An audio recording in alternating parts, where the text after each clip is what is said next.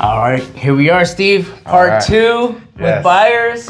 So we already got approved. We called our client, we called you to tell you that you're approved for a certain amount so we can start looking. But before we start looking at homes, we want to do what's called a buyer consultation. Yes, we want to sit down and discuss deposit, right? What are the first steps? So now that you're approved, let's put you on a list so that they can start receiving properties that meet their criteria in certain areas, whether it's a condo, townhouse, or a single family home, right? So all four of us, usually the husband, the wife, and us as the realtors will receive daily properties that meet their criteria, right? So that's step 1, right? Step 2, when they're ready to submit an offer, what are the 4 major contingencies, right? And the contingencies are the inspections,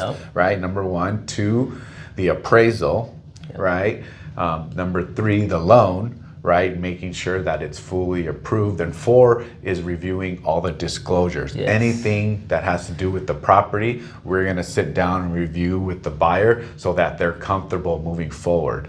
So once all 4 of those contingencies are met, then that's when they can remove their contingencies. If any of those 4 things are not satisfying to you, the buyer, then they can back out and get their deposit back. And we're right now, I believe, right, we're 2025 in the middle of September, right? We're looking at a market where buyers can hold on to their contingencies. There are markets where sometimes it's more beneficial to write a zero contingency offer if you've done your research up front. Correct. But I think right now we're in this market where buyers can take a little more time while they're in contract, and sellers are really looking at that as an okay thing. Sure. Right? Where it's like, okay, they're keeping these contingencies not to keep shopping around, but to really take a good look to see if they're able to close on this property. And Tobias makes a great point. That's why it's so important that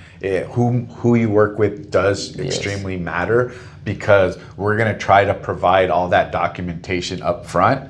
But if there's something that is missing, then we'll be able to let them know this is the items we think is beneficial for them to order, in order for them to be able to move forward in the process. And it's extremely, you're anxious, you're nervous, because this is the first time buyer and stuff. But I don't think it's nervous or anxious. I think it's more of the excitement.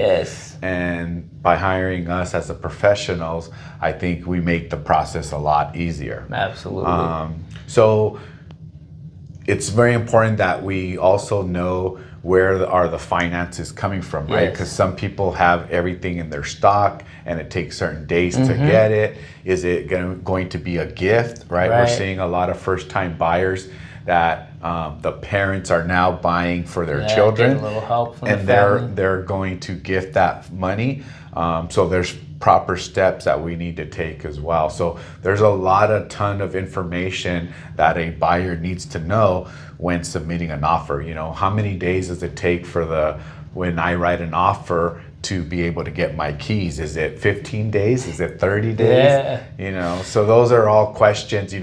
Do we continue to rent? When do we tell our landlord that we're moving out? That's a huge one. You don't want to pay rent and have your first payment coming, right? But there's some keys in there that when you're working with us, we have some ways to make sure we know we're not double paying. Yes, exactly. So these are all the steps that it's important that we discuss, and also, we want to know from you, the buyer, what are the most important things for you? Is it how many bedrooms? Is it location? Is it schools?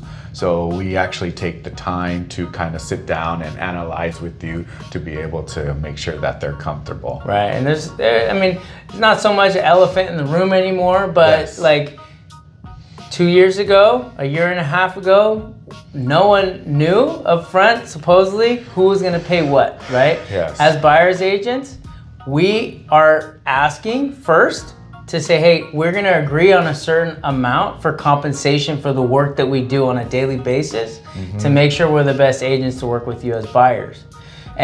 But what we're going to do when we are writing a contract, we're always going to ask for the seller to pay that.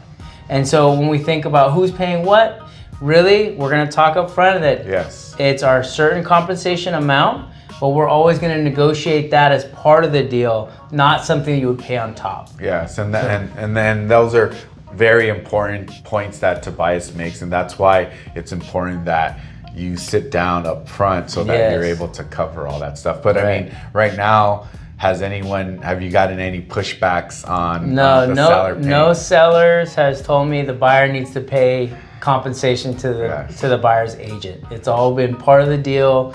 We know that the buyer's bringing the cash to the deal. So generally, again, this is the conversation that we have up front before we even make the offer to see how willing. But I've never had a selling agent or seller tell me, oh, no, buyer needs to pay it outside of the deal.